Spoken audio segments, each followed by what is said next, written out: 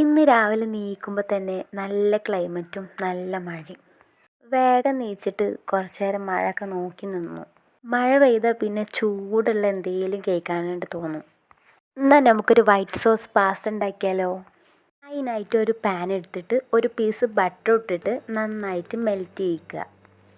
Melt ചെയ്ത ബട്ടറിലേക്ക് chicken ഇട്ട് നന്നായിട്ട് ഫ്രൈ ചെയ്തെടുക്കാം.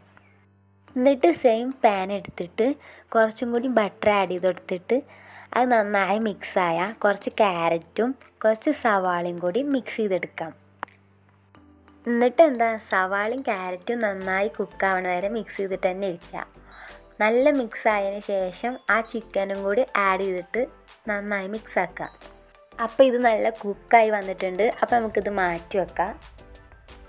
എന്നിട്ട് ഒരു പാൻ എടുത്തിട്ട് വീണ്ടും കുറച്ച് ബട്ടർ ആഡ് ചെയ്ത് കൊടുക്കുക കേട്ടോ. ബട്ടർ നന്നായിട്ട് മെൽറ്റായ ചെറുതാക്കി കട്ട് ചെയ്ത വെളുത്തുള്ളി നമുക്ക് അതിൽ ആഡ് ചെയ്ത് കൊടുക്കാം.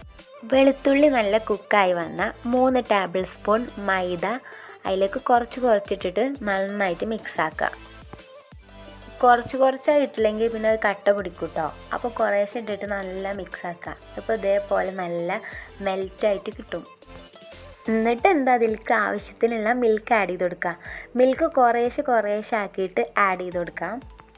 അല്ലെങ്കിൽ അതിങ്ങനെ കട്ട പിടിക്കാൻ നല്ല ചാൻസ് ഉണ്ട് കേട്ടോ.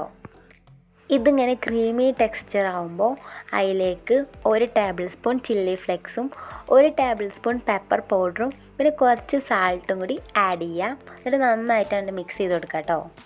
അങ്ങനെ ഫൈനലി നമ്മളെ വൈറ്റ് സോസ് ഇവിടെ റെഡി ആയിട്ടുണ്ട്. എന്നിട്ട് അതിലേക്ക് പാസ്ത ആഡ് ചെയ്തിട്ട് നന്നായിട്ട് മിക്സ് ചെയ്യുക. മിക്സ് ചെയ്യുമ്പോൾ കുറച്ചൊക്കെ ഒന്ന് ശ്രദ്ധിക്കുക കേട്ടോ, അല്ലെങ്കിൽ സാധനം കയ്യിൽ നിന്ന് പോവും. എന്നിട്ട് നമ്മൾ നേരത്തെ മാറ്റി വെച്ചാൽ ചിക്കൻ്റെ മിക്സ് അതിലിട്ടിട്ട് നന്നായിട്ട് മിക്സ് ആക്കുക. പിന്നെ അതിൽ 2 ചീസ് സ്ലൈസും കൂടി ആഡ് ചെയ്ത് കൊടുക്കാം. ചീസൊന്ന് മെൽറ്റ് ആവണ വരെ നമുക്കൊന്ന് അടച്ചു വെക്കാം കേട്ടോ. എന്നിട്ട് മെൽറ്റ് ആയതിന് ശേഷം നന്നായിട്ട് മിക്സ് ആക്കുക. അപ്പോൾ ഇത്രയേ ഉള്ളൂ, നമ്മളുടെ വൈറ്റ് സോസ് പാസ്ത ഇവിടെ അടിപൊളിയായി വന്നിട്ടുണ്ട് കേട്ടോ. ഭയങ്കര ടേസ്റ്റിയാണ്.